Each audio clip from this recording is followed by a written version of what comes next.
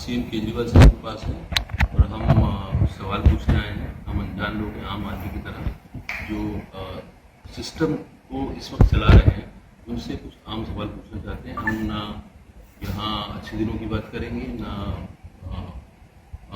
Odd and even की बात करेंगे, ना पैसा लाने की बात करेंगे स्विस बैंक से, क्योंकि वो बचा भी नहीं, लाएंगे इनको क्या नहीं है। तो सर मैं ये पूछना चाहता हूँ, जैसे एक आइडियलिस्ट आदमी पॉलिटिक्स में आता है, उसका पर्पस ये है कि उसको सुधारना है। पॉलिटिक्स अभी शब्द ऐसा हो गया कि लोगों को थोड़ा सा लगता है कि अगर कुछ बुरा कहना हो तो बोलते हैं पॉलिटिक्स कर रहा है पॉलिटिशियन। तो जब ऐसा आदमी, आइडियलिस्ट आदमी जब आता है सुधारने के लिए, तो उसको आम लोगों से क्या अपेक्षा होती है, उसको क्या शिकायत? पहली चीज़ तो कोई भी व्यक्ति अगर ये सोचे कि मैं आइडियलिस्ट हूँ और मैं व्यवस्था को सुधार दूंगा, तो वो फिर गलत उसकी सोच है। इस पूरी व्यवस्था को एक आदमी नहीं सुधार सकता है। पूरी व्यवस्था तभी सुधरेगी जब सारा समाज और सारा देश एक साथ आएगा।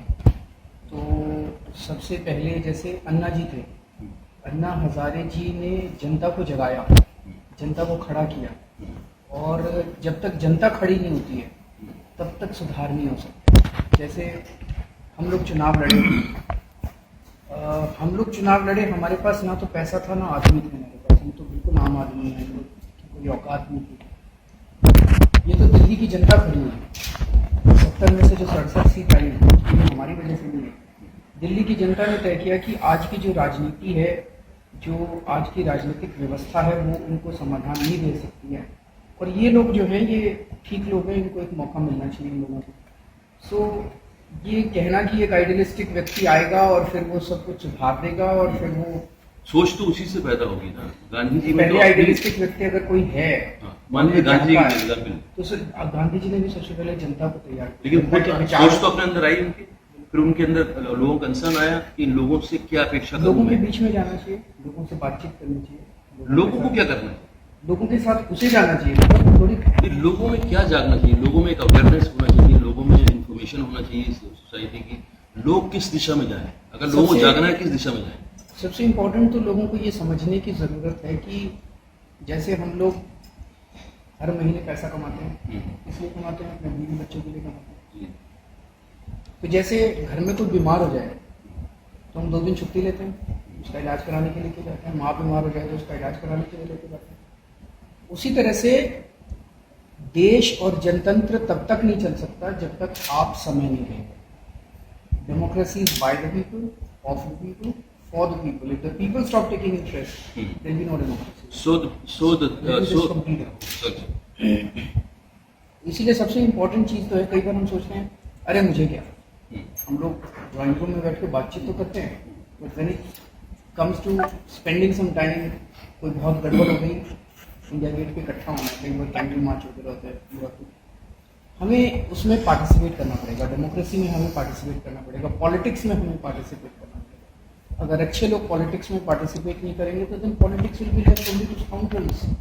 तो जनता को सबसे पहले तो ये सोचना पड़ेगा कि जैसे हम परिवार के लिए समय निकालते हैं, ऐसे ही हमें भारत माता के लिए भी समय निकालना पड़ेगा। एग्जैक्टली, मतलब वो जो होता है एक मेंटल स्टेट जो हमारे अंदर है कि आपने वोट दे दिया और आपको लगा कि वो आके हमारा भला कर देगा, ऐसा एटीट्यूड नहीं होना चाहिए। सबको पार्टिसिपेट करना पड़ेगा। और इसीलिए चर्चिल ने कहा था कि ये जो है सबसे बेकार सिस्टम है नहीं क्यों कहा था क्योंकि उसने कहा था क्योंकि और कोई चारा है नहीं आपके पास, इसलिए आपको जो है यही सिस्टम में रहना पड़ेगा। Is the worst governance system, is the most corrupt system. Anyway, उसने क्यों कहा था मैं इसलिए पूछना चाह रहा हूँ, जैसे कि 10 लोग हैं, 10 में से भाई 6 लोग जो जीत जाएंगे, ये जनता के लिए है, जनता के वास्ते, जनता के जरिए है सिस्टम डेमोक्रेसी। 10 लोग हैं, 10 में से जो है 6 अगर जीत गए, उन्होंने बोला कि ये हम पे राज करेंगे, ये हमारा सिस्टम चलाएंगे, तो आप चलाएंगे। हाँ, लेकिन वो 10 लोग अवेयर होना जरूरी है, उनको पार्टिसिपेट करना जरूरी है, नहीं तो ये सिस्टम फेल होने लगता है। लोग जो है फिर एक्सप्लॉइट होने लगते हैं, लोग भोले होते हैं, लोग लेन देन के चक्कर में जल्दी आते हैं। धर्म गुरु आता है, बोलता है आप ये पूजा कर लो, आपको जो भगवान मिल जाएगा, एक पॉलिटिशियन आता है कि आप ये मुझको वोट दे दो, मैं आपको ये दे दूंगा। तो ये लेन देन का सिस्टम जो है जल्दी लोग पकड़ते हैं और इससे भुलावे में आ जाते हैं और इसलिए टुकड़ों में बढ़ जाते हैं। कोई जाति के टुकड़ों में बढ़ गया, कोई धर्म के टुकड़ों में बढ़ गया, कोई दूसरे उसमें बढ़ गया, और इसीलिए जो है डेमोक्रेसी पनप नहीं पाती। तो ये एक प्रॉब्लम है, उनका अवेयर होना बहुत जरूरी है बिल्कुल। डेमोक्रेसी में। अब जैसे कहता है मैं तेरे को साइकिल दे दूंगा, कोई कहता है मैं तेरे को लैपटॉप दे दूंगा, कोई कहता है कुछ दे दूंगा, कोई कहता है कुछ दे दूंगा। तो दूसरी पार्टी भी कह रही है, कोई ये नहीं कह रहा मैं तेरे को अच्छे स्कूल दे दूंगा, तेरे को अच्छे अस्पताल दे दूंगा, तेरे को अच्छी सड़कें दे दूंगा, तेरे को अच्छा इंफ्रास्ट्रक्चर, कोई कह नहीं रहा। अब वो बेचारे के पास ये तीन पार्टियां, इन तीन में एक चूज करनी है। एक कह रहा है तेरे को फ्री में साइकिल दे दूंगा, दूसरा कह रहा है तेरे को फ्री में लैपटॉप दे दूंगा, तीसरा कह रहा है फ्री में वॉशिंग मशीन दे दूंगा। वोटर बेचारा क्या करेगा, उसके पास यही ऑप्शन है। तो जनतंत्र, जैसे मैंने कहा कि अच्छे लोगों को अब जनतंत्र में आने की जरूरत है। अच्छे लोग आएंगे तो वो रियल इश्यूज के ऊपर बात करेंगे। दिल्ली के अंदर अब हम कम से कम 4 चीजें होगी। शिक्षा में सुधार हुआ, आपको पता चला होगा। शिक्षा के अंदर कितने सुधार हुए, मनीष सिसोदिया बैठे हुए सामने, शिक्षा मंत्री हमारे, वो मनीष सिसोदिया जी ने कितना सुधार किया दिल्ली में शिक्षा में। सरकारी स्कूलों के अंदर कितना, अस्पतालों में कितना सुधार हो रहा है। पहली बार एक ऑप्शन तो मिला है लोगों को ना कि भाई इस चीज ये भी हो सकता है, स्कूल भी, सरकारी स्कूल अच्छे हो सकते हैं। सरकारी स्कूलों के प्रिंसिपल्स को कैम्ब्रिज ट्रेनिंग के लिए भेजा जा सकता है। सरकारी अस्पताल, अब आप आज जाइएगा अपनी ये टीम को लेके, पश्चिम बिहार में हमारे अभी पॉली क्लिनिक खुला है, हमारे मोहल्ला क्लिनिक है, उसकी सबकी तस्वीरें डालिएगा, उसके बारे में पता चल रहा है। तो पहली बार जब अच्छे लोग आ रहे हैं पॉलिटिक्स के अंदर, वो एक ऑप्शन भी दे रहे हैं कि ये भी गवर्नेंस हो सकती है, तो लोग उसको चूज करें। तो अगर ना कर पाए तो उसकी कोई अकाउंटेबिलिटी होना चाहिए। हाँ, होनी चाहिए। अगली बार फिर चुनाव में जाएंगे ना, फिर उनको कहेंगे, उसमें धारा लगा सकते हैं क्या 400? होना चाहिए, एक्चुअली होना चाहिए। एक- जैसे एक- एक- एक- मैं आपसे मतलब- सहमत हूँ कि आप चुनाव के पहले बोलते हैं कि हम 15-15 लाख रुपए सबको देंगे, और चुनाव के बाद कह देते हैं कि ये तो जुमला था। तो 420 का केस होना चाहिए उन लोगों के ऊपर जिन लोगों ने कहा था कि 15-15। आप चुनाव के पहले कहते हैं दिल्ली को पूर्ण राज्य का दर्जा देंगे, और फिर दिल्ली सरकार को चलने नहीं देते, तो उन पर 420 का मुकदमा चलना चाहिए लोगों के ऊपर जिन्होंने चुनाव के पहले वादा किया। आप चुनाव के पहले कहते हैं कि हम किसानों की फसलों के दाम स्वामीनाथन रिपोर्ट के हिसाब से लागू करेंगे, 50 कॉस्ट के ऊपर 50% प्रॉफिट देंगे किसानों को फसलों के दाम, और चुनाव के बाद कह देते हैं जुमला था। इनके ऊपर 420 का केस, सारे देश के किसानों को इन लोगों के ऊपर 420 का केस चलाना चाहिए।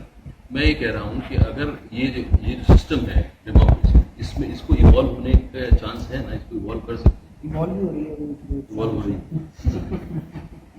अपने अपने देश में अपने अपने तरीके से इवॉल्व हो रही है। हमारे यहाँ जैसे ये टैक्स का एक चक्कर है कि टैक्स पे करते हैं लोग। अब जैसे एक मान लीजिए, बहुत से लोगों को पता नहीं है, ये बात मैं इसलिए बोल रहा हूँ कि जैसे एक भिखारी भीख मांग रहा है सड़क के ऊपर, और वो दिन भर में 50 बार मान लो भीख मांगता है, 50 गाड़ियों के पास जाता है और भीख मांगता है। उसको ये नहीं पता है कि 10 बार जो उसने भीख मांगी थी, वो 10 बार जो भीख मांगी थी जो उसकी जेब में आई थी, वो सरकार के पास चली गई। हाँ, वो मैं जब वो भिखारी दिन में भीख मांग के 50 रुपए इकट्ठे करता है जी, शाम को फिर बाजार से माचिस खरीद के लाता है, हाँ समझाइए। माचिस के ऊपर वो एक्साइज ड्यूटी देता है, सेल्स टैक्स देता है, वैट देता है, तरह तरह के टैक्स देता जो आटा खरीदता है, है, दाल आटा खरीदता खरीदता है, है। तो इस देश का गरीब से गरीब आदमी भी टैक्स देता है। तो ये वो- गलत फहमी है लोगों में कि अमीर लोग टैक्स देते हैं।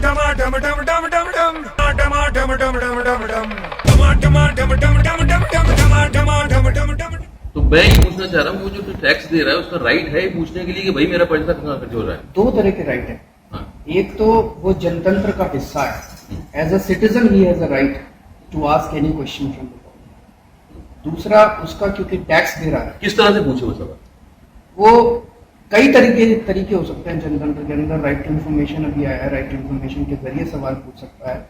उसे सीधे नेताओं के घर जाके सवाल पूछने का अधिकार होना चाहिए, और 5 साल में एक बार जब वो वोट डालने जाता है तो तब वो अपना एक तरह से एक्सप्रेस करता है कि मैं आपसे खुश हूँ कि नाराज हूँ। लेकिन आपकी ये वाली बात बिल्कुल ठीक है, ये 420 का आप आवाज उठाइए, हम भी आपके साथ सर मैं तो पॉलिटिक्स में नहीं आया हूँ, ये क्या हमारे आप अपनी फिल्मों वाले को सबको इकट्ठा कीजिए ना, आपकी आवाज बड़ी ताकतवर है। सर और आजकल आपके मैं फिल्म वाले भी बहुत डरे हुए हैं। नहीं, मैं पॉलिटिक्स में मैं आम आदमी हूँ, आम आदमी की तरह आपसे सवाल पूछ रहा हूँ, लोगों को अवेयर करना मैं चाहता हूँ। वैसे ही पूछ रहा हूँ आपसे कि आजकल आपके फिल्म वाले भी बहुत डरे हैं, तो उनको भी डरा दिया जाता है बेचारे। नहीं, फिल्म वाले वल्नरेबल है। मैं आपसे आप मुझे ये बताइए कि आपके यहाँ पर एक फिल्म रिलीज होती है, सर्टिफिकेट मिला है, सेंसर बोर्ड नहीं है वो, सर्टिफिकेट बोर्ड है, उससे दे दिया कि हाँ भाई इसको दिखा दो, इन लोगों को दिखा दो, एडल्ट्स को दिखा दो, यूए को, व्हाटएवर दिखा दो, और उसके बाद एक कोई ग्रुप खड़ा होता है, बोलता है कि इस पिक्चर में ये प्रॉब्लम है, इसको हम नहीं चलने देंगे। तो आप तो बात की बात है, आजकल तो सेंसर वाले ही मतलब एक तरह का इसको ये फिल्म चलने देंगे, इसमें 110 कट लगा देंगे, वोडका पंजाब में अगर इस किस्म का सेंसर सर्टिफिकेट देगा तो इस देश के अंदर तो बोलने की आजादी नहीं बचेगी। आपके लिए फ्रीडम ऑफ स्पीच का क्या मायने? फ्रीडम ऑफ स्पीच का मतलब ये है कि आपको बोलने का अधिकार होना चाहिए, बशर्ते कि आप किसी की भावनाओं को ठेस ना पहुंचाएं। उसकी लिमिट क्या है? वो तो लिमिट फिर केस टू केस बेसिस पे डिस्कस होती है। अभी जैसे मैंने जैसे मेरा इंडिविजुअल एक कुछ हो सकता है, अपना व्यू या अपना मेरा एक मत हो सकता है अपने रिलीजन के बारे में, अपनी जाति के बारे में, अपने समाज के बारे में। तो मैं अगर करता हूँ और लोग उठ के खड़े होके बोलते हैं कि नहीं ये तो जो है हमारा अगर आप कुछ ऐसा बोलते हैं कि which incites violence in society, sir उसको कौन डिसाइड करेगा? मैं वो जानना चाहता हूँ। तो केस टू केस बेसिस पे डिसाइड करते हैं इस देश के अंदर। तो कानून बन गया सर, संविधान बन गया। कोर्ट जो है कितना ओवरलोडेड है, मतलब हमारे तो ये जो आपने बात कही, वो बेचारे इमोशनल हो गए प्राइम मिनिस्टर के सामने। मैं आपको 2-3 एग्जांपल देता हूँ। आज सोशल मीडिया के ऊपर गंदी गंदी गालियां दी जाती है, आप कुछ भी लिख दीजिए, और वो भी बिना किसी कारण के। इस पर्टिकुलर पार्टी के खिलाफ जो लोग हैं, वो लोग जैसे ही कुछ लिखते हैं, महिलाओं को, सीनियर महिला पत्रकारों को इतनी गंदी गंदी गालियां दी जाती है, तो बाहर निकल तेरा ये कर देंगे, हम बलात्कार कर देंगे, फलाना कर देंगे। इस किस्म की गंदी गंदी गालियां दी जाती है, उसमें कोई एक्शन नहीं। और जब उस पर थोड़ी सी तहकीकात की जाती है तो पता चलता है कि उनमें से कई लोग ऐसे हैं गालियां देने वाले, जिनको प्रधानमंत्री जी फॉलो कर रहे हैं। नहीं, मैं कह रहा हूँ what is the message that we are giving? What is the message that prime minister is giving? The message is कि आप जो मर्जी गालियां दो, मैं आपके साथ हूं। अगर इसीलिए अगर कोई इस किस्म की गलत काम करता है, इसके ऊपर एक्शन होना चाहिए। I don't have a right to abuse her and to violate her dignity even through my words on social media, number 1. Number 2, पूरे देश के अंदर आज जिस तरह का माहौल है कि गुंडागर्दी करो, भारत माता की जय नहीं बोलोगे तो हम मारेंगे तुमको। आपको याद है अन्ना आंदोलन के दौरान पूरा देश खड़ा हो गया, सारे देश, हिंदू, मुसलमान, सिख, ईसाई, सबने दिल से बोला था भारत माता की। अन्ना हजारे रामलीला मैदान से कहते थे भारत माता की, और जो टीवी के सामने बैठा होता था ना पूरे देश में, वो भी कहता था जय, अपने अपने ड्राइंग रूम में जय कर, दिल से निकल के कहता। आज इन लोगों ने माहौल बना दिया, भारत माता की जय नहीं बोलोगे तो डंडे मारेंगे। ये जनतंत्र है? ये तो जनतंत्र नहीं है, ये तो फ्रीडम ऑफ। आप तो जबरदस्ती जनता को गुंडागर्दी के थ्रू चलाना चाहते हो देश को, ये चलने वाला नहीं है। इसके लिए कोई बॉडी होना चाहिए, कोई न्यूट्रल बॉडी होना चाहिए जो डिसाइड करे कि क्या लिमिट है और क्या नहीं है। सर मेरा ये कहना है कि कोर्ट तो है, अब कोर्ट से कौन जा सकता है? कौन जा सकता है? मैं भी यही कह रहा हूँ, हर चीज के लिए कोर्ट ही बचाएगा। मैं भी भाई फिल्म वाले तो कोर्ट चले जाते हैं। नहीं, आम आदमी कहाँ जाएगा सर? सुप्रीम कोर्ट का आपको बताया कि खर्चा क्या है, हाई कोर्ट का खर्चा पता है? मैं भी इसी पे आ रहा हूँ। सोशल मीडिया पे मान लीजिए इनको कोई गाली देता है, अब ये बेचारी कब तक कोर्ट जाएगी? वो कैसे जाएगी? कितनों के खिलाफ जाएगी? वहाँ तो आर्मी बैठा रखी है इन लोगों ने पूरी की पूरी। नाम ही बैठा रखी है, उसका बोर्ड लोड इतना है उसके ऊपर, कोर्ट के ऊपर। इसीलिए you need the first and foremost is you need good politics. There is absolutely no alternate to good politics. अच्छे राजनीति के अंदर लोग आएंगे, माहौल अच्छा बनेगा। जब माहौल अच्छा बनेगा, उसमें 2-4 एब्रेशन होंगे तो कोर्ट में जा सकते हैं। मतलब 100 में से एक आध कोई केस हुआ तो कोर्ट में जा। अब ऐसा माहौल अगर आप बना दोगे कि बेचारी को इसको रोज गालियां पड़ रही है, इनको रोज गालियां पड़ रही है, इनको रोज गालियां पड़ रही है, तो कितने लोग कोर्ट जाएंगे यार? तो आपने माहौल ही ऐसा गुंडागर्दी का बनाया, सबको डरा रखा है, सारे डरे बैठे हैं बेचारे। इस देश के लोग डरे हुए बैठे हैं, माइनॉरिटीज डरे हुए बैठे हैं, किसान डरे हुए बैठे हैं, स्टूडेंट्स डरे हुए बैठे हैं। तो ये नहीं करोगे तो वो बेचारे रोहित वेमुला ने सुसाइड कर लिया। सर ठीक है, चलिए मान लीजिए ये माहौल नहीं है, तो फिर आम आदमी के पास क्या चाह रहा है? उसके बाद अगर माहौल ठीक होता है, अगर देश के अंदर एक शांतिपूर्ण माहौल है, सब कुछ ठीक है, तब आपके पास फिर क्या है? तो फ्रीडम ऑफ स्पीच की डेफिनेशन ये है, आपको अपने विचार प्रकट करने का अधिकार होना चाहिए, बशर्ते कि आप किसी इंडिविजुअल की डिग्निटी को ना वो करें, और आप कोई ऐसी चीजें ना करें जिससे किसी की धार्मिक भावना। आप आर्टिकल 19(1)(a) है हमारा। सर वो तो इंटरप्रिटेशन के लिए खुला हुआ है। इंटरप्रिटेशन ही होती है चीजों की। मैंने कहा कि मैं जो है आप अपने धर्म का असल मतलब समझो, रिचुअल से भगवान नहीं मिलता, लोग हर्ट हो जाते हैं, तो इसमें क्या गलत है? कौन डिसाइड करेगा? उसके ऊपर आप चर्चा करिए ना, उनके साथ बैठ के चर्चा करिए। लेकिन अगर आप चर्चा कहाँ करें? प्लेटफॉर्म तो है नहीं। प्लेटफॉर्म मैंने देखा था आपका, वो ट्वीट देखा था। तो जो भी लोग वो कर रहे हैं उनके साथ बैठ के उनको समझाने की कोशिश करिए, नहीं समझते हैं तो। लेकिन अगर कोई ऐसी चीज होती है जिससे वायलेंस का खतरा, देखिए लॉ एंड ऑर्डर समाज के अंदर शांति बनाए रखना बहुत जरूरी है। अगर वायलेंस किसी चीज की वजह से होती है, वो एक ऐसी चीज है कि जहां पे फिर आके शायद सीमा, वो लाइन ड्रॉ हो जाती है। आप जिस तरह का अपने आपकी बात मैं समझ रहा हूँ, जो आप कहने की कोशिश कर रहे हैं। आपके ट्वीट में मैंने कहा कि आपने कुछ मुद्दों के ऊपर आवाज उठाई है और आवाज उठानी चाहिए, अपने विचार व्यक्त करने चाहिए।